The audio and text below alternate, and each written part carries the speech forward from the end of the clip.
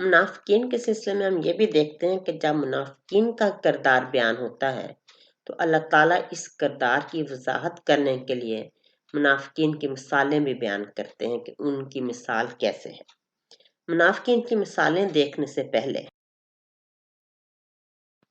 ہم دیکھتے ہیں کہ قرآن پاک میں جو ہے مثالیں، تشبیہات اور استعارات کا استعمال کیا گیا ہے۔ میں نے پہلے بھی بتایا کہ قرآن پاک ہدایت کی کتاب ہے، تاہم اپنے انداز بیاں اور اپنے جسے کہتے ہیں ادبی خوبصورتی کے حوالے سے اس کا کوئی جواب نہیں ہے۔ اسی لیے تو عرب جیسے معاشرے میں جہاں عربوں کو اپنی سماندانی پہ بہت ناز تھا، قرآن پاک کے بارے میں کہہ دیا گیا تھا کہ یہ واقعہ انسان کا کلام نہیں ہے۔ تو قرآن پاک میں جو ہے بہت سی مثالیں ہیں، تشبیہات ہیں، استعارات ہیں، تو یہاں کیسے استعمال ہوا تھوڑا سا میں اس کا حوالہ دے دیتی ہوں۔ یہ قرآن پاک میں مختلف مثالیں، تشبیہ اور استعارہ کا استعمال کیسے ہوا ہے، پھر جیسے جیسے وہ آئیں گی اس کی وضاحت ہوتی رہے گی۔ مثال بنیادی طور پہ ہم کہتے ہیں کہ کسی چیز کو واضح کرنے کے لیے مثال دینا، کہ کسی بھی چیز کو جب بیان کر رہے ہوں تو پھر اس کی وضاحت کے لیے فزیکل لیول پہ، کانکریٹ لیول پہ کسی چیز کو دکھا کر یا پھر ایک الفاظ کے ذریعے سے ایک منظرنامہ پیش کر کے اس کی مثال دینا تاکہ لوگ جو ہیں وہ سمجھ سکیں۔ یہاں قرآن پاک میں اللہ تعالیٰ جو ہے توحید اور شرک کی مثال کو بیان کرتے ہوئے فرما رہے ہیں کہ یا ایھا الناس ضرب مثل، اے لوگوں ایک مثال بیان کی جا رہی ہے، فاستمعوا لہ، اس کو غور سے سنو، ان الذین تدعون من دون اللہ، بے شک وہ لوگ جنہیں تم بلاتے ہو اللہ کے علاوہ، لن یخلقوا ذبابا واجتمعوا لہ، کہ وہ لن یخلقوا، وہ ہرگز نہیں تخلیق کر سکے، ذباب ایک مکھی بھی، ولو اجتمعوا، اگرچہ جمع ہو جائیں لاہ اس کام کے لیے، تمام کے تمام وہ لوگ جمع ہو جائیں، وَإِن يَسْلُبْهُمُ الذُّبَابُ شَيْئًا لَا يَسْتَنفِعُوهُ،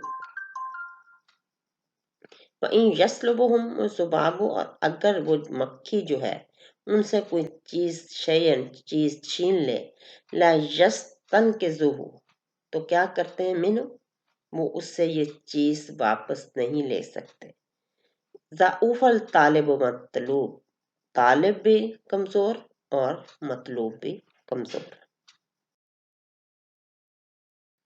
مثال کے حوالے سے ایک اور حوالہ دیکھتے ہیں۔ اللہ تعالیٰ فرماتے ہیں ضرب اللہ مثلا رجلا، کہ اللہ تعالیٰ نے ایک مثال بیان فرمائی ہے آدمی کی، فیہ شرکاء، جس میں ایک آدمی ایسا ہے جس کے بہت سے شریک ہیں، متشاکسون، وہ کیا ہے، آپس میں ایک دوسرے سے جھگڑنے والے ہیں، ورجل، اور ایک آدمی ایسا ہے، سالم للرجل، جو بالکل صحیح سالم ایک ہی شخص ہے، حل یستویان مثلا، کیا یہ دونوں برابر ہو سکتے ہیں مثال میں؟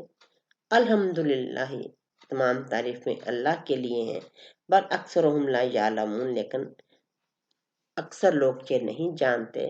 اب کیا ہے کہ ایک مثال اس شخص کی جس میں کئی شریک ہیں، آپس میں جھگڑنے والے ہیں، اور ایک ہے کہ جو ایک شخص ہے، سلام للرجل، کہ وہ صرف ایک ہی شخص کے لیے پورے کا پورا ہے، یعنی جو لوگ ایک ہی اللہ کی عبادت کرتے ہیں، اور ایک وہ لوگ جو کہ بہت سے شریکوں کو معبود ٹھہراتے ہیں، کیا ان کی حالت ایک جیسی ہو سکتی ہے؟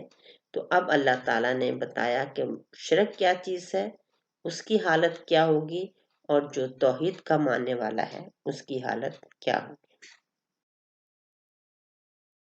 ہم دیکھتے ہیں کہ تشبیہ کیا چیز ہوتی ہے۔ تشبیہ سے مراد ہے کہ ایک چیز کو دوسری کے مانند قرار دینا مشترکہ خصوصیت کی بنا پر، کہ وہ چیز اس میں بھی موجود ہو۔ عام طور پر ہم کہتے ہیں کہ بیٹا چاند کی طرح کا، یا کسی شخص کی خوبصورتی کو، تر و تازگی کو بیان کرنا ہو تو اس کو پھول سے جو ہے وہ تشبیہ دی جاتی ہے۔ قرآن پاک میں بھی تشبیہات کا استعمال ہوا ہے. یہاں ایک مثال دی جا رہی ہے سورہ جمعہ میں سے تشبیہ کی کہ مثل الذین حملوا التوراۃ، کہ ان لوگوں کی مثال جن پر تورات لاد دی گئی، حملوا لاد دی گئی، ثم لم یحملوها، پھر وہ اس کو اٹھا نہ سکے. کمثل الحمار، ان کی مثال جو ہے کس چیز کے مانند ہے، تشبیہ کس چیز سے دی جا رہی ہے. کمثل الحمار، ایک گدھے کی مانند، یحمل اسفارا، جو بوجھ اٹھائے ہوئے ہیں. جن لوگوں کو تورات دی گئی انہوں نے اس پہ عمل نہیں کیا، تو پھر ان کی مثال تو ایسے ہی ہے نا جیسے گدھے پہ بوجھ لاد دیا گیا ہو، گدھے پہ کتابیں لاد دی گئی ہوں، تو اس کا فائدہ نہیں ہے کیونکہ گدھا ان کو سمجھتا نہیں ہے. بیسا مثل القوم الذین کذبوا بآیات اللہ، بہت بری مثال ہے اس قوم کی جس نے جھٹلایا بآیات اللہ، اللہ کی آیات کو. واللہ لا یہدی القوم الظالمین، اور اللہ تعالیٰ نہیں ہدایت دیتا ظالموں کی قوم کو. یہاں جو ہے صرف جو مثل کا لفظ ہے کہ اللہ تعالیٰ نے مثال بیان کی ہے کس کی مانند، کمثل حمار، اس گدھے کی مانند. تو اس طرح وہ لوگ جنہوں نے کے پاس تورات ہے، یہود، انہوں نے اس پہ عمل نہیں کیا، تو ان کی مثال، ان کو اب تشبیہ دی گئی اس گدھے کے ساتھ جس کے اوپر کتابیں لاد دی جائیں. استعارہ سے کیا مراد ہے؟ استعارہ بنیادی طور پر کسی لفظ کو مختلف معنی میں استعمال کرنے کے لیے ادھار لینا. یہ لفظ مستعار سے ہی نکلا ہے کہ جب ہم ایک لفظ کو دوسرے لفظ کے لیے استعمال کرتے ہیں، وہاں جو ہے تشبیہ، جس طرح میں نے کہا، دونوں چیزیں موجود ہوتی ہیں، جس کو تشبیہ دی جائے اور جس کی طرح. جہاں جو ہے صرف ایک لفظ استعمال جو ہے وہ کر دیا جاتا ہے، اسی لیے اس کے دو معنی ہم استعمال کرتے ہیں. ایک حقیقی معنی یعنی جو اس کا اپنا معنی ہے اس میں اس کو استعمال کرنا، اور ایک مجازی معنی. مجازی معنی وہی ہوتے ہیں جو اس سے مستعار لیا جاتا ہے، جو اس کو سے ادھار کے طور پہ لیا جاتا ہے. اب ہم دیکھتے ہیں کہ قرآن پاک میں جو ہے کس طرح ایک مثال بیان کروں گی کہ حقیقی معنی میں ایک لفظ کا مطلب کیا ہوتا ہے، مجازی معنی میں کیا ہوتا ہے. اب یہاں اگر ہم حقیقی معنی کی بات کریں جو اس کا اپنا ایک مطلب ہے، تو اللہ تعالیٰ کا ارشاد ہے خلقکم من نفس واحد، کہ اللہ نے تمہیں ایک جان سے پیدا کیا، ثم جعل منها زوجها، پھر اسی میں سے اس کا جوڑا بنایا، وانزل لکم من الانعام ثمانیۃ ازواج، اور پھر جو ہے تم لوگوں کے لیے 8 جوڑے جو ہے وہ چوپاؤں کے نازل کیے. یخلقکم فی بطون امہاتکم خلقا من بعد خلق، اور پھر کیا کیا کہ وہی تمہیں پیدا کرتا فی بطونی، پیٹوں میں، امہاتکم، تمہاری ماؤں کے، خلقا من بعد خلق، ایک تخلیق کے بعد دوسری تخلیق، فی ظلمات، کس میں، اندھیرے میں، ثلاث، 3. اللہ ہی ہے جو تمہیں تمہاری ماں کے پیٹوں میں پیدا فرماتا ہے، ایک پیدائش کے بعد دوسری پیدائش ہوتی ہے، فی ظلمات ثلاث، 3 اندھیروں میں. ذالکم اللہ ربکم، تمہارا اللہ ہی تمہارا رب ہے، لاہ الملک، اسی کے لیے بادشاہی ہے، لا الہ الا ہو، اور اس کے سوا کوئی معبود نہیں ہے، فانا تصرفون، تو تم کہاں بھٹکتے جا رہے ہو. یہاں جو ہے ظلمات، تاریکی، اسی معنی میں ہے. ظلمت کا معنی اندھیرا، تاریکی. ماں کے پیٹ کے اندر 3 پردے، جو اس کے موضوع میں بھی آئے گا، ایک پیٹ ہے، ایک رحم ہے، ایک رحم مادر کے اندر جھلی ہے، تو بالکل اندھیرا، بالکل تاریکی. یہاں جو ہے لفظ ظلمت اپنے حقیقی معنی میں استعمال ہوا. اب دیکھتے ہیں کہ مجازی معنی میں کیسے استعمال ہوتا ہے. اللہ تعالیٰ کا ارشاد ہے سورہ ابراہیم میں، الف لام را، کتاب انزلنہ علیک، کتاب ہے جو ہم نے آپ کی طرف نازل کی، لتخرج الناس من ظلمات الی النور، کہ تاکہ لوگوں کو ظلمت سے، اندھیرے سے نکالو اور نور کی طرف لے کے آؤ، باذن ربہم، اپنے رب کے حکم سے، الی صراط العزیز الحمید، ایک اس راستے کی طرف جو زبردست ہے، خوبیوں والا ہے. اب یہاں ظلمت کا جو معنی ہے وہ تاریکی، لیکن وہ تاریکی نہیں جو ایک اندھیرا چھانے سے ہوتی ہے. یہاں تاریکی جو ہے وہ ہدایت کا نہ ہونا، انسان کے پاس وہ ہدایت نہ ہونا جو اس کو بھٹکاتی ہے.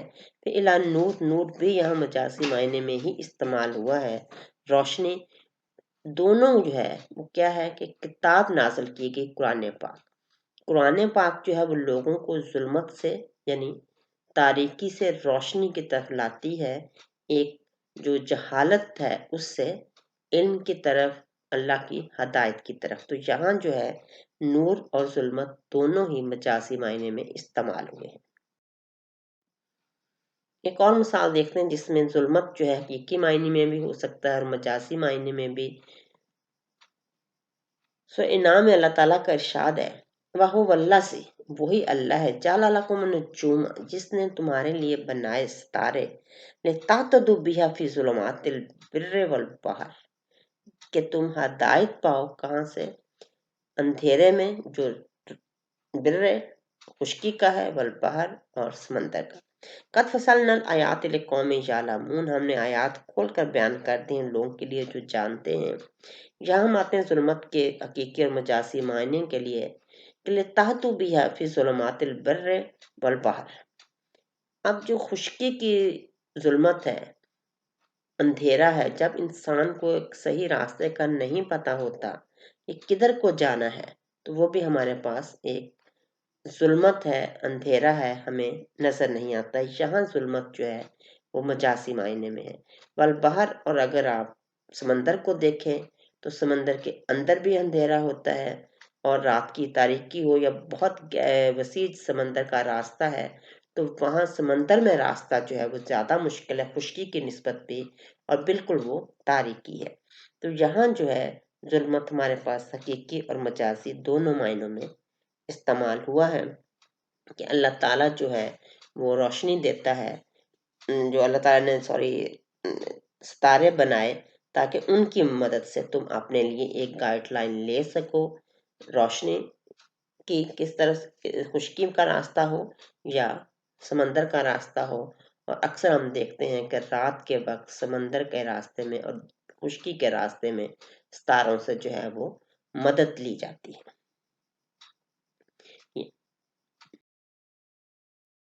اس کے بعد جب آپ کے لیے واضح ہو گیا کہ مثال، تشبیہ اور استعارہ کیا ہوتا ہے، تو منافقین کی کچھ مثالیں دیکھتے ہیں. 2 مثالیں جو اللہ تعالیٰ نے یہاں بیان فرمائی ہیں. پہلی مثال اللہ تعالیٰ نے یہ بیان فرمائی ہے کہ مثلہم، ان کی مثال، کمثل الذی، اس شخص کے مانند ہے، استوقد نارا، جس نے کیا کیا؟ نار، آگ روشن کی. فلما اضاءت ماحولہ، پھر کیا ہوا کہ جب اس کا ماحول ارد گرد کی چیزیں روشن ہو گئی، ذہب اللہ بنورہم، تو اللہ تعالیٰ اس سے اس کی روشنی لے گیا. وترکہم فی ظلمات لا یبصرون، اور اسے جو ہے وہ ظلمت میں، اندھیرے میں، تاریکی میں چھوڑ دیا. لا یبصرون، وہ کچھ نہیں دیکھتے.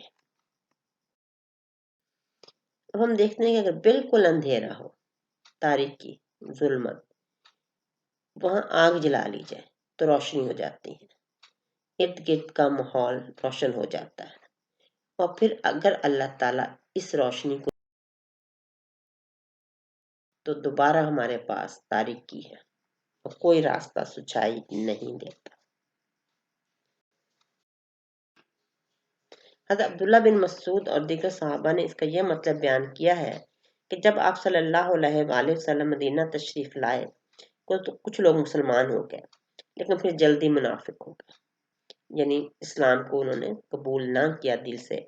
ان کی مثال شخص کی ہے جو اندھیرے میں تھا، اس نے روشنی چلائی جس سے اس کا ماحول روشن ہو گیا، یعنی اس نے دین اسلام کو قبول کیا، مفید اور نقصان دہ چیزیں اس پر واضح ہو گئیں، دفتر وہ روشنی بجھ گئی اور حسب سابق تاریکیوں میں گر گئے. یہی حال منافقین کا تھا. پہلے وہ شرک کی تاریکی میں تھے، مسلمان ہوئے تو روشنی میں آ گئے، حلال و حرام کو پہچان گئے، پھر وہ دوبارہ کفر اور نفاق کی طرف لوٹ گئے تو ساری روشنی ان کی جاتی رہی. تو یہاں بھی منافقین کی یہی مثال ہے کہ انہیں اللہ تعالیٰ نے روشنی دے دی تھی، تاریکی سے نکال لیا تھا، لیکن وہ دوبارہ منافق ہو گئے. اب لا یبصرون، وہ کچھ بھی نہیں دیکھ سکتے، انہیں کچھ سمجھ نہیں آتی کہ حقیقت کیا ہے. یہ مثال بیان کرنے کے بعد اللہ تعالیٰ نے فرمایا ان لوگوں کے بارے میں کہ سم بکم عمي فاہم لا یرجعون، بہرے گونگے اندھے ہیں سو وہ نہیں لوٹیں گے. سم بکم عمي فاہم لا یرجعون، بہرے گونگے اندھے. اللہ کا فیصلہ کہ اللہ تعالیٰ نے انہیں ایسا کر دیا. اب دیکھیں جو تاریکی ہوتی ہے اس میں کیا ہوتا ہے، آپ کوئی آواز سن سکتے ہیں تاکہ اپنے لیے آپ کو کوئی ہدایت سے مراد ہے کوئی راستہ نظر آئے، تو وہ سن بھی نہیں سکتے. پھر بول کے کسی کو اپنی مدد کے لیے بلایا جا سکتا ہے، وہ بھی نہیں. اندھے تو وہ ہیں ہی کیونکہ آنکھیں ہوتی ہیں، لیکن چونکہ تاریکی بہت زیادہ ہے اس لیے وہ بالکل بھی نہیں دیکھ سکتے. تو ساتھ ہی دو اور جو ان کی حصے تھیں، جو ان کے اعضاء کی جو ہے طاقت تھی، قوت تھی، وہ بھی ختم ہوگی. اب وہ انہیں کچھ سنائی بھی نہیں دیتا. اندھیرے میں آپ سن سکتے ہیں، بول سکتے ہیں، لیکن یہ دونوں چیزیں جو ہیں وہ اللہ تعالیٰ نے ان سے لے لیں. اور اندھے بصارت کا بھی یہ ہوتا ہے کہ کتنی تاریکی ہوگی کہ بالکل کچھ نظر نہیں آئے گا. اگر تاریکی کم ہو تو نظر آ بھی جاتا ہے، لیکن یہاں تاریکی کا ایک وہ درجہ ہے جہاں کچھ بھی نظر نہیں آتا اور دوسری دو قوتیں بھی سلب ہو چکی. اللہ تعالیٰ نے پھر فرما دیا کہ سمم بکمن عمشن، بہرے گونگے اندھے ہیں. اب سمن بکمن عمشن سے مراد عقل و فکر سے آ رہی ہونا، یعنی حق سننا نہیں، حق کہنا نہیں، حق دیکھنا نہیں. یہ ہے اصل مطلب جس کو ہم کہتے ہیں کہ بہرا، گونگا اور اندھا. سمن بکمن عمشن فاہم لا یرجعون، یہ آیت ہمارے ہاں بہت زیادہ بات چیت میں استعمال کی جاتی ہے. تو دیکھیں کہ یہ کون کون سی قوتیں ہیں اور اس کے معنی کیا ہے. منافقین کی دوسری مثال اللہ تعالیٰ نے بیان کی ہے. اوک سیب من السماء، کہ جیسے آسمان سے بارش ہو رہی ہو، تیز بارش. جب فیہ ظلمات ورد و برق، اس میں تاریکی بھی ہے، رعد بھی ہے یعنی گرج بھی ہے، اور برق بجلی بھی ہے. اوک سیب من السماء فیہ ظلمات ورد و برق، کہ ایسی تیز موسلادھار بارش جس میں تاریکی، گرج اور بجلی کی چمک. اب وہ دیکھ بھی لیں کہ جب بجلی چمکتی ہے گرج سے ڈر خوف بھی محسوس ہوتا ہے اور تھوڑی دیر کے لیے روشنی بھی ہو جاتی.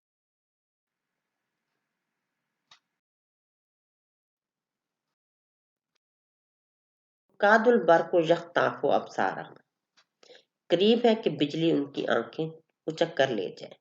علامہ اضاء لهم مشوا فیہ، جب کبھی روشنی ہوتی ہے تو اس میں چلتے ہیں. ابھی آپ نے دیکھا تھا تصویر میں کہ جب بجلی چمکتی ہے روشنی ہوتی ہے. تو اب منافقین کی مثال کیا ہے، وہ تو اپنے آپ کو ظلمات میں لے آئے، ہدایت ملی بھی تو حاصل نہ کی. اب تھوڑی سی جب روشنی آتی ہے تو اس میں وہ چلتے ہیں. فَإِذَا أَظْلَمَ عَلَيْهِمْ قَامُوا، اور جب دوبارہ وہ روشنی ختم ہو جاتی ہے، تاریکی آ جاتی ہے، تو کیا ہے وہ کھڑے ہو جاتے ہیں. وَلَوْ شَاءَ اللَّهُ لَذَهَبَ بِسَمْعِهِمْ وَأَبْصَارِهِمْ، اور اگر اللہ تعالیٰ چاہے تو وہ لے جائے، بیکار کر دے ان کی اس کو، قوت سماعت کو اور قوت بصارت کو. ان اللہ علی کل شیء قدیر، بے شک اللہ ہر چیز پر قادر ہے. تو یہاں بھی ہم دیکھتے ہیں کہ ان کی جو ہے طاقت، قوت کیا ہے کہ صرف وہ بجلی جس میں تھوڑا سا وہ دیکھ سکتے ہیں. اب وہ خود دھوکے میں آ جاتے ہیں کہ شاید ان کے لیے روشنی ہو گئی ہے. اصل میں تو وہ روشنی نہیں ہوتی، وہ تو تھوڑی دیر کے لیے ایک اجالا ہوتا ہے، فوراً ہی وہ چمک ختم ہوتی ہے، پھر وہ کھڑے ہو جاتے ہیں۔ تو اب تصور کریں اس شخص کا جو اندھیری رات میں تیز بارش میں بجلی چمک رہی ہو، بالکل اسے کچھ دکھائی نہ دیتا ہو، تھوڑی سی روشنی نظر آئے، پھر وہ نظر اس کی طرف چلے اور پھر وہ اس سے وہ روشنی جو ہے وہ سلب ہو جائے۔ اور اللہ تعالیٰ نے یہ بھی فرمایا کہ اللہ چاہے تو ان کی جو ہے قوت سماعت کو، میں نے کہا نا کہ ایک چیز ہے کہ آپ کوئی چیز سن سکتے ہیں، آپ چاہ رہے ہیں، اور وہ چیز دیکھ سکتے ہیں، دونوں قوتوں کو چھین سکتا ہے۔ ان اللہ علی کل شیء قدیر، بے شک اللہ تعالیٰ ہر چیز پر قادر۔ اب یہاں نتیجہ کیا نکلا؟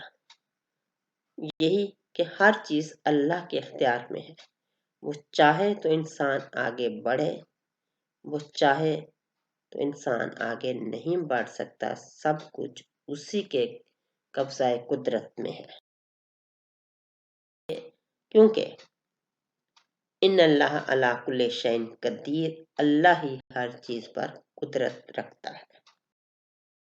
ان اللہ علی کل شیء قدیر، اللہ ہی ہر چیز پر قدرت رکھتا ہے۔ اب منافقت کے حوالے سے ہم نے یہ جو خصوصیات بھی دیکھی، سوال وہی ہے،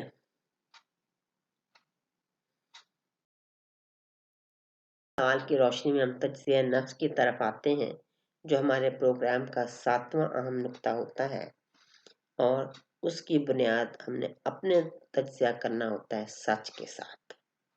اس کے لیے یہ سکیل آپ دیکھتے ہیں کہ اگر ہم جو ہے نیکی کی طرف جاتے ہوئے زیرو پہ ہیں، تاریکی میں ہیں، تو ہم نے 10 نمبر حاصل کر کے روشنی کی طرف جانا ہے، اور اگر ہم برائی کے تاریکی کے 10 نمبروں پر ہے تو پھر ہم نے برائی کے جو ہے وہ 0 لیول تک آنا ہے تاکہ ہم روشنی میں آ سکیں۔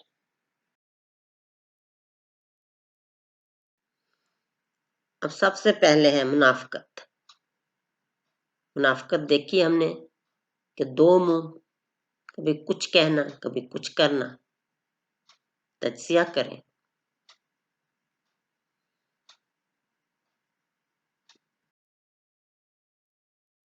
پھر جھوٹ۔ اب منافقت کی جو پہلی علامت ہے وہ جھوٹ ہے، بہت بڑی علامت۔ سوال وہی پیدا ہوتا ہے کہ کہیں یہ علامت ہم میں تو نہیں؟ جھوٹ ساری برائیوں کی جڑ ہے، جھوٹ سے منافقت اور باقی تمام برائیاں جنم لیتی۔ دھوکہ دہی، دھوکہ دینا اللہ کو اور پھر اس کے لوگوں کو، اور اصل میں تو دھوکہ اللہ کو دیا جاتا ہے۔ جب ہم اللہ پر ایمان لاتے ہیں اور اس کے احکامات کی خلاف ورزی کہتے ہیں، بظاہر کچھ اور روپ دھارتے ہیں، تو سمجھتے یہ ہیں کہ لوگوں سے تو ہم جھوٹ بول کے بچ گئے، تو دھوکہ کس کو دیا؟ اللہ کو۔ تو یاد رکھیں کہ اللہ تعالیٰ نے فرمایا ہے کہ یہ صرف دھوکہ دینے کی کوشش کرتے ہیں، یخادعون اللہ، یہ صرف دھوکہ دینے کی کوشش کرتے ہیں۔ اور ہوتا کیا ہے؟ وما یخدعون، یقیناً یہ دھوکہ کھا جاتے ہیں، ان کے ساتھ دھوکہ ہو جاتا ہے۔ وما یخدعون الا انفسهم، سوائے اپنے آپ کے، کسی کو دھوکہ دینے میں یہ کامیاب نہیں ہوتے۔ تو دھوکہ دہی کے بارے میں بھی سوچیں، اور اس کی بہت سی قسمیں ہیں۔ فسادی، فساد پیدا کرنا۔ فساد پیدا کرنا تو یہی مراد نہیں ہے کیونکہ بہت بڑی جنگ برپا کر دینا، بلکہ ہمارے روزمرہ کے رویوں میں، قول میں، فعل میں ایسی چیز پیدا کرنا جو اللہ کے بنائے ہوئے قانون کے خلاف ہو۔ وہ معمولی سے معمولی عمل بھی ہو سکتا ہے اور بڑے سے بڑا بھی ہو سکتا ہے۔ تو جس طرح کوئی بھی معمولی عمل ایک فسادی، میں نے بتایا تھا کہ فاسد مادے جب جسم میں جمع ہو جاتے ہیں تو پورا جسم جو ہے بیمار ہو جاتا ہے۔ آج کل جس وقت یہ پروگرام جو ہے ریکارڈ ہو رہا ہے، وائرس جو ہے کرونا کی وجہ سے جو ہے پوری زمین جو ہے اس میں ایک فساد برپا ہوا ہے۔ کس لیے؟ کہ جو اللہ کے بنائے ہوئے قوانین ہیں ان کے مطابق ہم زندگی نہیں گزار رہے. ہوا کیا کہ اللہ تعالیٰ کی جو عبادت گاہیں ہیں وہ بھی ہم پر بند ہو گئی. تو اس کے پیچھے کیا تھا؟ انسانی اعمال تھے. تو وہ ایک وائرس ہے جس نے ایک قسم کا پیدا ہوا تو انسانی جسم کو جو ہے فاسد کر کے جو ہے وہ رکھ دیا. تو یہ دیکھیں کہ کس طرح ہمارے اعمال جو ہیں وہ فساد فی الارض کا باعث بنتے ہیں. جٹائی یہ بہت عام ہمارا مسئلہ ہے کہ اگر اصلاح کی کوشش کی جائے تو یہی نہیں مانا جاتا کہ ہاں یہ برائی ہے. کسی برائی سے روکا جانا، جیسے اس آیت میں اللہ تعالیٰ نے فرمایا کہ فساد نہ کرو اور پھر آگے چل کے کہا کہ ایمان لاؤ، تو بجائے اس کے کہ اس کی تائید کرنا، یہی نہ ماننا کہ ہاں ہم ایسے ہیں.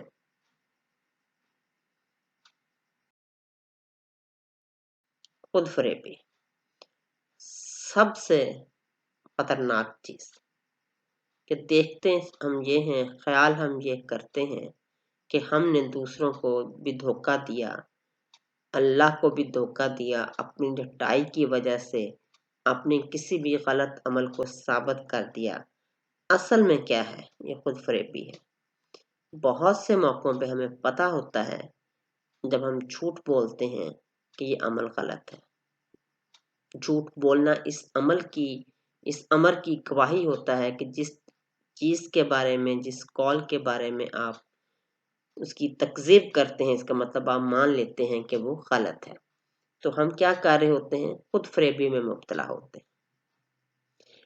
ہو سکتا ہے کسی ایک لیول پہ ہمیں پتہ نہ چلے کہ ہم اپنے آپ کو دھوکہ دے رہے ہیں، خود فریبی ہے، لیکن ایک سطح ایسی آتی ہے ہمیں پتہ بھی ہوتا ہے لیکن پھر بھی ہم یہ عمل کرتے رہتے ہیں. طنز بجائے اس کے کہ دوسروں کے اچھے اعمال دیکھ کے ان کو جو ہے وہ تعریف کی جائے اور اس کو اپنایا جائے، اس پہ طنز کرنا. یہ بہت کامن بات ہے آج کے دور میں کہ جو لوگ اللہ کے قوانین پہ عمل کرتے ہیں ان کو مذاق کا نشانہ بنانا، تضحیک کا نشانہ بنانا اور طنز کا نشانہ بنانا. اس کی بہت سی وجوہات ہو سکتی ہیں، صرف ان کے عمل کو دیکھ کے یا بعض دفعہ ان کی زندگی میں کچھ چیزوں کی جو ہے اعمال کی جو ہے اموال میں تھوڑی کمی دیکھ کے. تو جو منافق دھوکہ دہی کرتا ہے ہر معاملے میں، تجارت ہو، اس کی ملازمت ہو، تو وہ سمجھتا ہے کہ جو مال وہ کما رہا ہے وہ بہت عقل مند ہے. وہ تو خود فریبی کا شکار ہے اور دوسروں کو جو ایمانداری سے کام کر رہے ہیں ان پہ طنز کرتا ہے.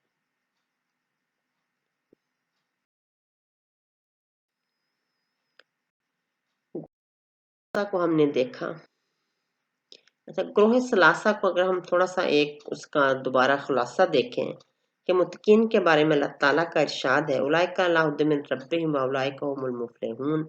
کفار کے بارے میں اللہ تعالیٰ کا ارشاد ہے ختم اللہ علی قلوبہم وعلی سمعہم وعلی ابصارہم غشاوۃ ولہم عذاب عظیم. اور منافقین کے بارے میں اللہ تعالیٰ کا ارشاد ہے کہ فی قلوبہم مرض فزادہم اللہ مرضا ولہم عذاب علیم بما کانوا یکسبون.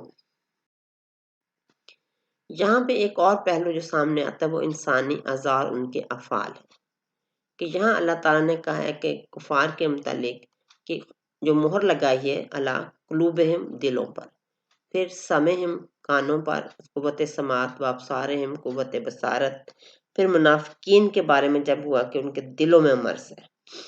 پھر جب اللہ تعالیٰ نے آخری آیت یعنی آخری سے مراد جب ہم یہ 8 سے لے کر 20 تک آیات کو دیکھ رہے تھے منافقین کی جو ہے وہ خصوصیات، تو اس میں اللہ تعالیٰ نے آیت نمبر 20 میں فرمایا ہے کہ قریب ہے کہ بجلی ان کی بصارت کو اچک لے. اور پھر بعد میں بھی فرمایا کہ اللہ چاہے تو ان کی قوت سماعت اور ان کی قوت بصارت کو لے لے. تو یہاں 3 جو ہیں وہ ایک قلب کا ذکر ہوا اس کا، اور 2 ہماری جو ہے قوتوں کا ذکر ہوا، حسی قوتیں سماعت کی، بصر اور بصیرت دیکھنا، اس میں دونوں چیزیں شامل ہیں، آنکھ سے دیکھنا بھی اور اسے سمجھنا بھی. हमने ये पहले भी देखा था कि ये हमारे 5 अज़ा हैं, जिनको हम कहते हैं अज़ाए हवास हैं, जहाँ से हम इल्म की पहली मंज़िल हासिल करते हैं, शऊर। ये सवाल शुरू में भी हुआ था कि क्या इनका मरकज़ दिमाग है या दिल है? समा, बसर और उसके साथ अब कल्ब का ज़िक्र अल्लाह ताला ने कुरान पाक में फरमा दिया। शुरू में भी मैंने बताया था, साथ-साथ भी हमने देखा था कि इन अज़ा से मालूमात को लेना और फिर एक प्रोसेस करने में जो है, दिल का एक बुनियादी अमल है। और यहाँ भी हम देखते हैं कि अल्लाह ताला ने जब इन 2 कुव्वतों का ज़िक्र किया, तो उसके अज़ा का ज़िक्र नहीं किया। जिसका ज़िक्र किया है, वो सिर्फ़ कल्ब है।